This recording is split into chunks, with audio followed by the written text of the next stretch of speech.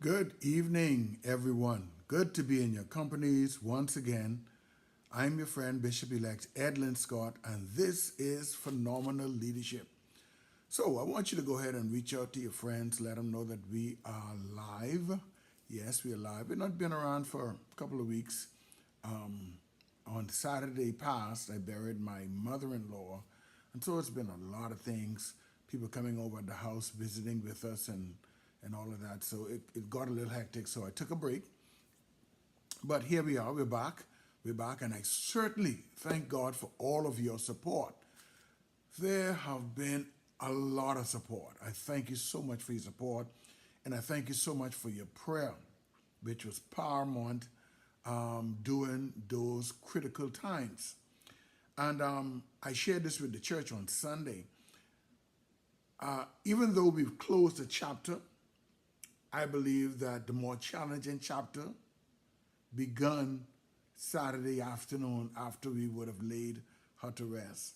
But certainly I really appreciate your support, and I'm looking again for your support to continue with me and the family as we go through our of bereavement. But welcome back to Phenomenal Leadership.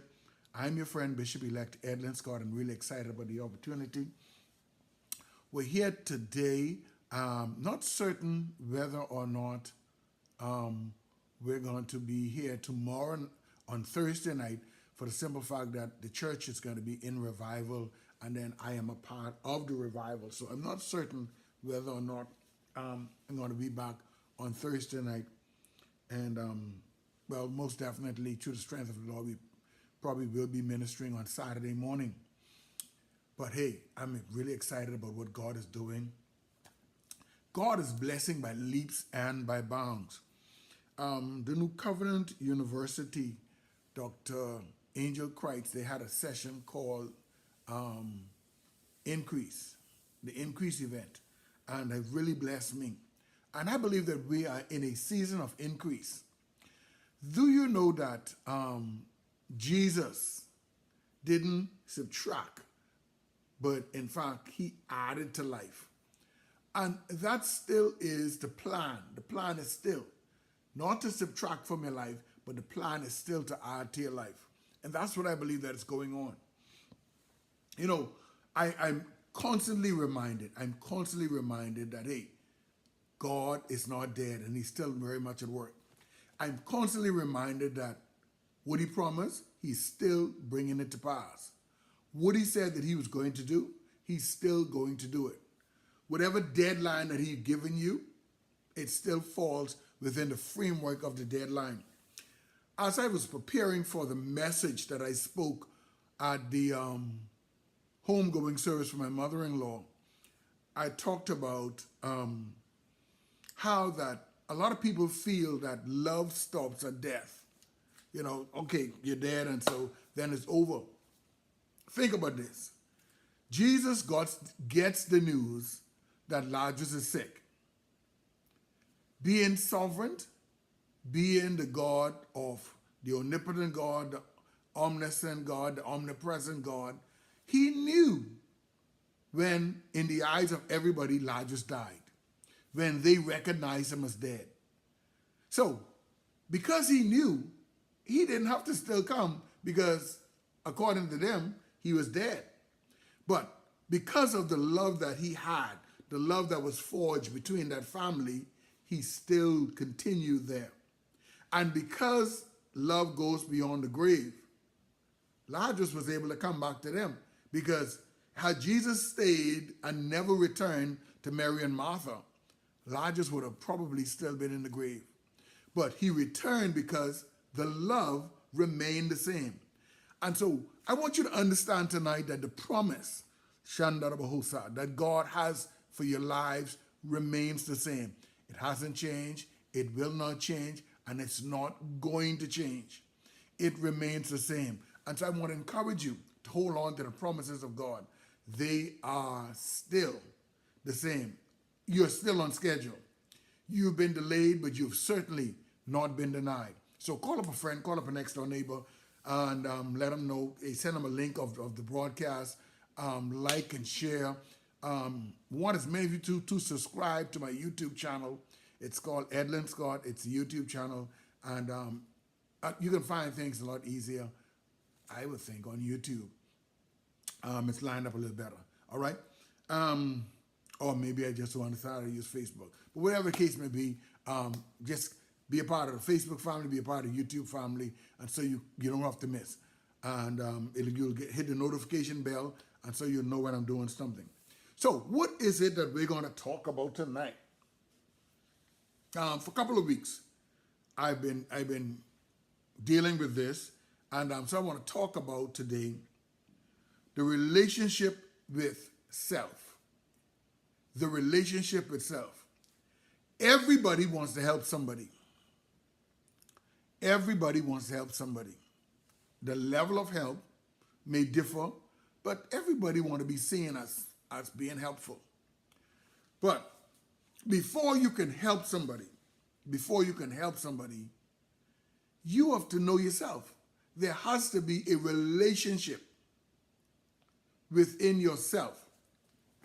One of the things I was very conscious of throughout the mourning period of the death of my mother-in-law was how I behave, how I acted, how I respond. Now, the reality is people may ask the wrong question. They may say the wrong things. They may seem insensitive in the way, because generally, here's what happens. Everyone wants to know what happened. So if you meet 12 people in a day, 12 of them want to know the whole story. And then, how are you doing? And then and I think people they mean well. And so you have to behave yourself in a certain way and not respond badly, because the reality is what you're going through present is not permanent. So how do you look when you come out of what you're going through? So you got to be very careful. And so as we're thinking about helping people, as we're thinking about reaching out to people, the first thing has to happen is there must be a relationship. Something has to be developed between the outer you and the inner you. We have two worlds. There's this world that you see in front of the camera, and that's the world that I live every day. And so there must be a connection between both worlds.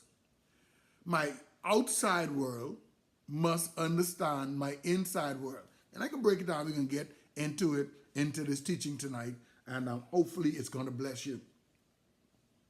I have a passion. I have a passion for leadership. I really have a passion for leadership. And because the word of God says, my people is destroyed because of the lack of knowledge. But God said, I will give you pastors after my own heart.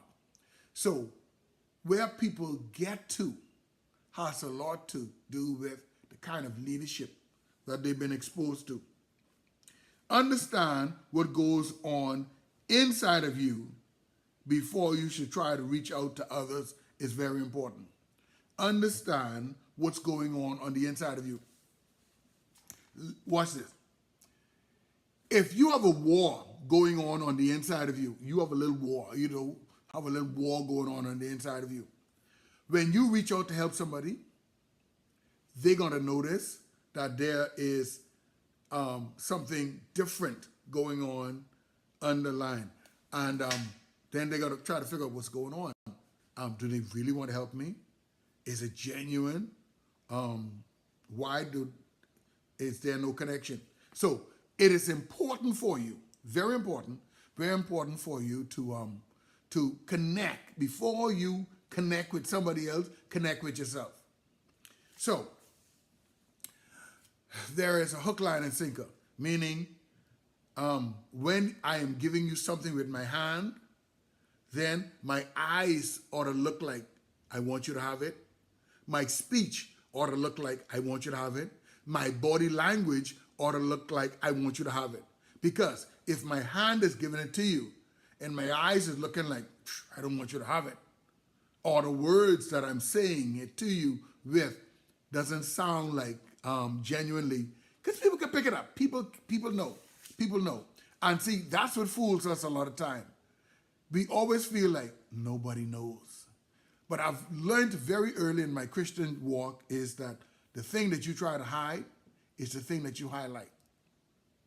You know, if you pull your hair, women, on this side of your face, someone's going to notice that it looks pretty, but they're going to know why. And then they got to start paying attention to it.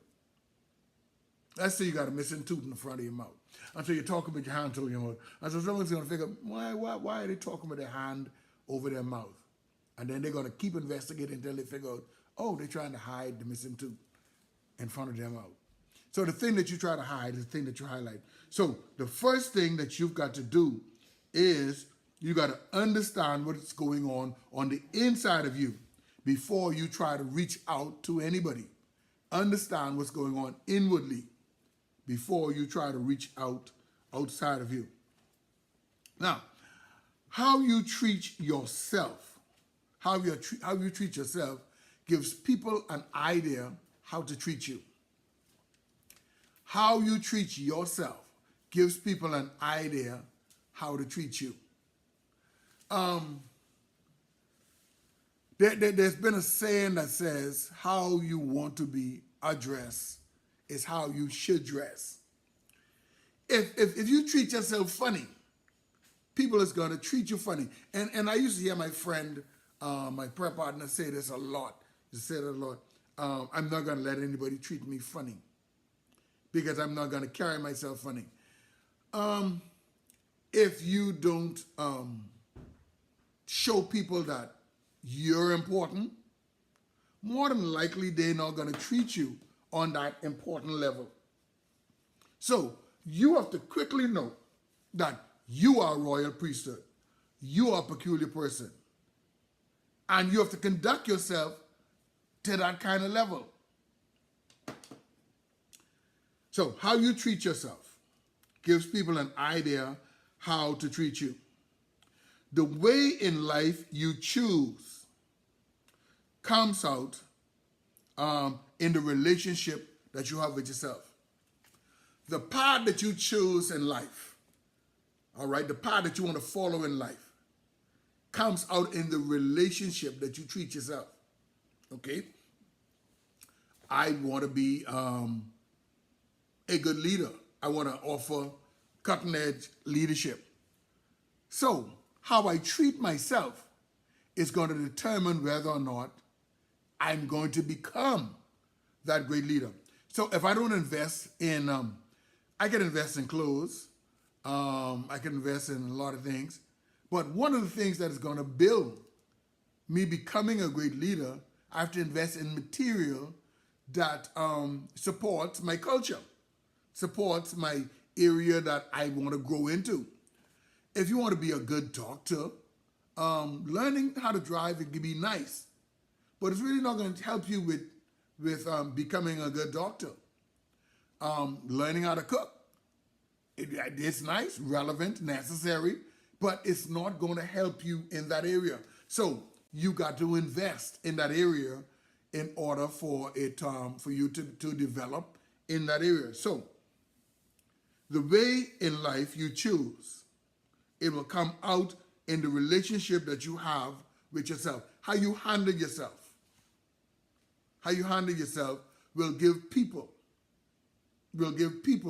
an idea how to treat you and give them a direction on where this person is going. Now, you may have a problem with this, but I'm going to say it anyway. I am a hands-on kind of fellow. And being hands-on man, I like to sweat. I like to do jobs where I'm sweating and I like to be free.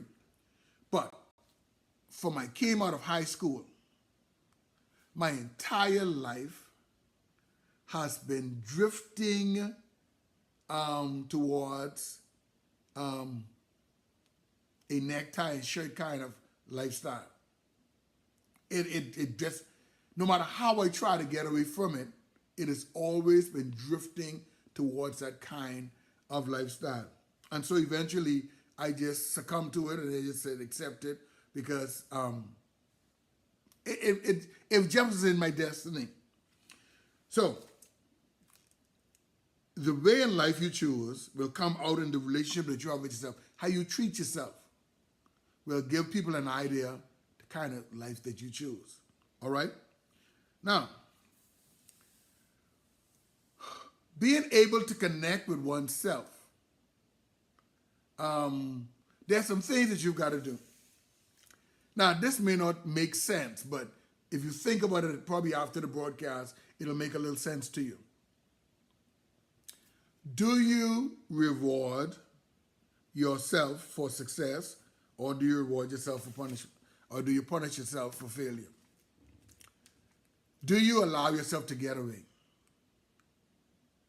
Or do you reward yourself for your success, or you kind of punish yourself for your failures? And that's very important. If you do not meet the goals that you set for yourself, then you need to take some time and look it over. Don't see, a lot of times we go over it. We go over, we set goals for ourselves. We set goals for September, we didn't meet them. We set goals for October, we didn't meet them. We set goals for November, we didn't meet them. And then we just skip over it. No, you go back into it. You stop your life and you go back to figure out what may have went wrong. And not only do you do it when you have failures, you also do it when you have success. Because any success can be better. Anything can be better. And so you always figure out, what can I do? What could I have done better?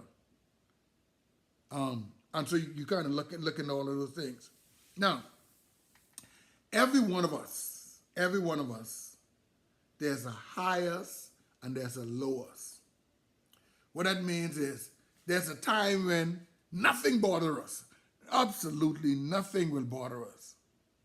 Then there's a time when the simplest thing will get to us. If the drink is not cold, it'll get to us. If the coffee is not brewed right, it'll get to us. Then there's a time when nothing really matters. If the coffee cold, we'll still drink it. No matter what the temperature of the drink is, we'll still drink it. It don't matter. All right? So there's a low you, and there's a high you. Right? What do you do? What do you do when you're experiencing your low you? When you're in your low world, what do you do? Some people, when they're in their low world, when they're in this, their stressful world, when they're in their pain or something's bothering them, they eat a lot. They just go ahead and eat. Anything that comes to them, they just eat. Some people just go driving and do little different things. All right? Now, when you're experiencing your low you, and you eat a lot of food and you put on a lot of weight, then when the high you surface, then you are upset with the low you because now the low you put a bunch of weight on you and you have all the trouble in the world to get this weight off you. We're talking about the relationship with self. So, Pastor, how is it the same person can have a high and a low?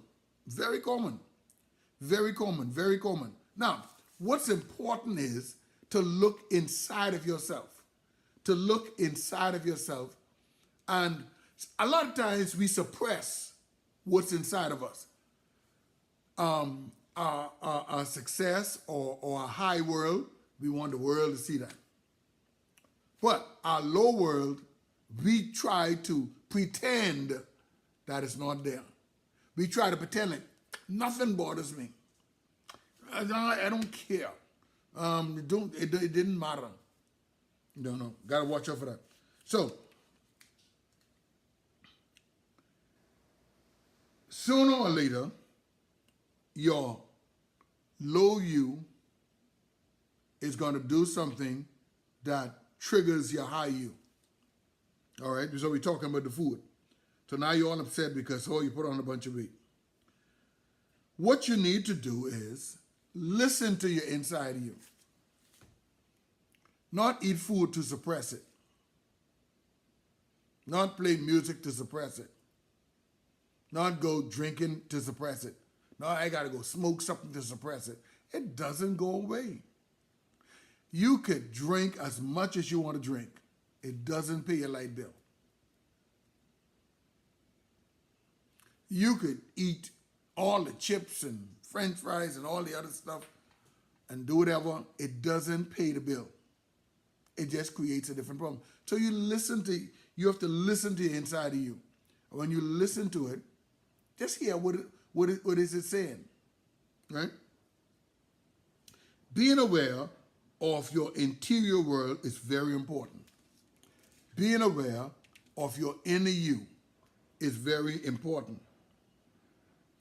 It's important to know where you've been, what you have done, and where is your ideal reality of where you want to be. Now,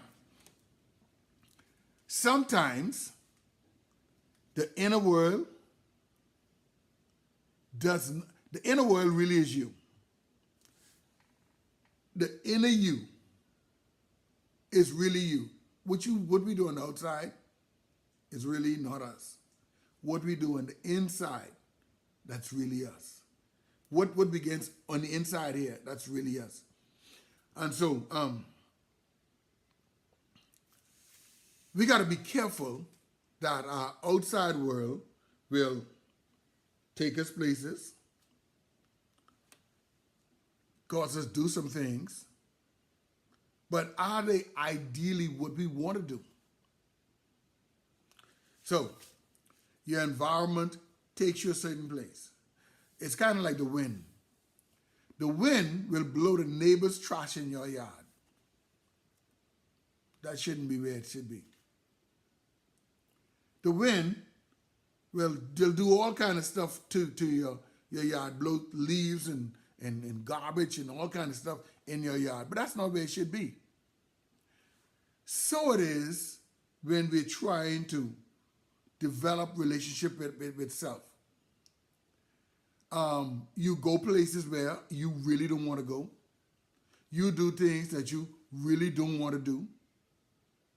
And so as you're going places where you don't want to go, your inside you that you need to find relationship with is saying, don't go. You don't want to do that. But there's not enough strength or there's not enough relationship to cause you to connect with. This is not ideally me. So here are a couple of things you look at. Where you've been, what you've done, and is this ideally where you would like to be? Are you doing the things that you'd really like to do? Now, here's what happens. When you can ignore how you feel, the inside of you, or self, when you can ignore yourself, what you want to do, it becomes easy for everybody else to cause you to dismiss what you want to do. It's easy when, okay, if you want to go, if you like McDonald's, but you don't pay attention to it, you say, what y'all want to eat? And they say, well, we want Burger King. You really want McDonald's, but you're not listening to your inside enough. Now, you could have had McDonald's because all you do is say, that's what we wanted to do. No, but you say, no, I'm listening to what the others are saying. I'm going to show you something about that in just a bit. Don't dismiss your dreams or forming your goals. Your dreams are how you feel. Remember, we're talking about relationship itself. What is it that Scott wants to do? What is it that you want to do? Today, I had no less than 7 different persons wanted to charter the course in my life for the day. No less than 7 persons would have called me, and each of them wanted me to do something in particular. Now, my day was already structured to what I wanted to do. But I had each of them telling me what was important for them to get done. But it had nothing to do with me. So I knew what I wanted to do. I was getting calls ever since Saturday, people wanting me, but I said, listen, I go to church 3 times on Sunday. I did a funeral on Saturday. Monday, I need some me time. I need some regroup time. And so I just shut down everyone for Monday and said, no. Because I needed some me time. I need to get myself together. When you do not listen to yourself, you'll find yourself dismissing your dreams, not forming goals, okay? By not connecting with yourself, we become our own enemy. By not listening to yourself, by not listening or by not hearing yourself, finding out what it is you like, we become our own enemy, all right? Knowing what you want, you have to see. When you know what you want, you have to see what's in the way of getting you what you want. When you get in touch with yourself, you know what you want. Then you have to look outside of yourself to see what is it now that's in the way of me getting to what I want. Then, what is my plan to get what I want? Because you gotta hear yourself. You have to hear yourself. All right, let me throw something at you. There are 2 types of people in life. There are 2 types of people in life. There are I can do, and there are I can't do. There are the I can do's people, and there are the I can't do people, right? All right. The I can people are the people who have confidence, they are competent, they are capable, they are certain, and they are in control. I have a friend that really fits this mold. They just know how to get things done. They know how to make things happen. So they fall in the category of the I can people.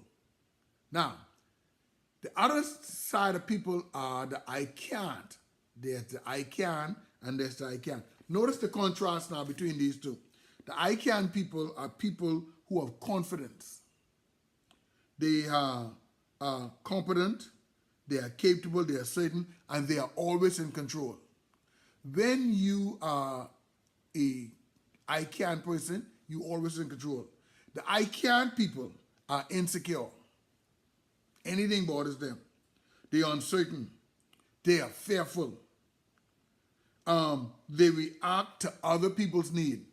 When you do not have confidence in yourself, you be busy trying to do what other people want you to do and not listening to yourself. People who are the I can'ts are people that listen to themselves. When David comes down to the battle, David doesn't listen to the people. He listens to himself. And himself says, you kill a lion and a bear. You kill a lion and a bear. You could do this. I can do this. So, the I can people are insecure, uncertain, fearful. They react to other people's needs, wishes, and agenda.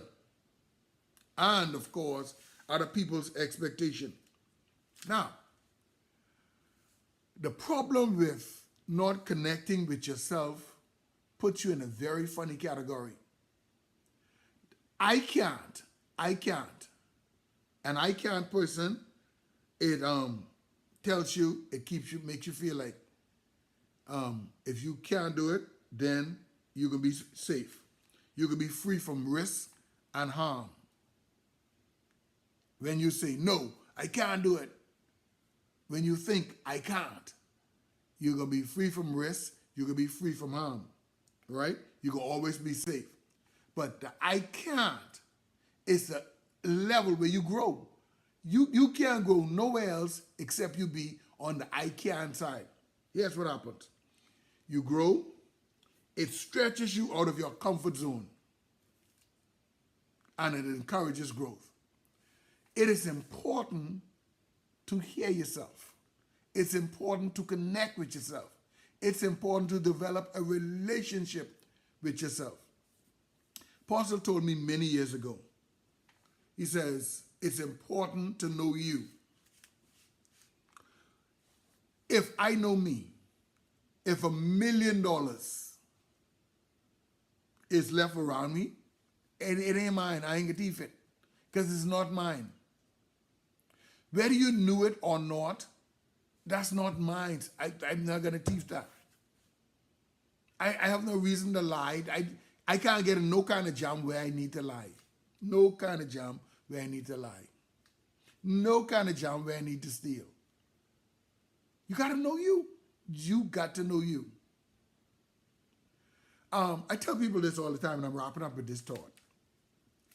I said, it's important to know yourself, because based on how you know yourself, you determine how you're going to act or react. Some people say, boy, I'm afraid to be around you because maybe something is going to go on. Ain't nothing going to go on. You're afraid of how you feel. You don't know nothing about me. So you don't know whether or not I'm going to act unseemly around. You don't know me. When you feel like I'm about to act unseemly, it's because you're going to act unseemly. The only person you have confidence is you. We have never met, you never had an experience, you never had an encounter, but you all of a sudden, you're uncomfortable around me because you feel like I'm about to act inappropriately around you. No, you are afraid because you are a person that will act inappropriate. So tonight we've been talking about relationship with self, relationship with your inner world. Are you doing what ideally you want to do, or you just doing what's in the environment, what's the regular flow? Thank you so much for joining me tonight. This has been Phenomenal Leadership. We may not be here on Thursday for the simple fact that Voice of Deliverance is in revival, and I'm really an intricate part of the church, and so we may not be here on Thursday, but praying and believing God that on Saturday morning, we will be doing the Saturday morning glory, and then Sunday morning, come be my very special guest in our Sunday morning service, which begins at 7 a.m. 7 a.m. We got 3 nights of revival, Wednesday, Thursday, and Friday. That's tomorrow night, Thursday night, Friday night, and then it's going to wrap up on Sunday night. I'm preaching on Sunday night at Voice of Deliverance Temple. So is there a word from the Lord? Yeah, there is a word from the Lord. Thank you so much for being a part of the broadcast tonight. I love you. May God richest blessings be upon your life.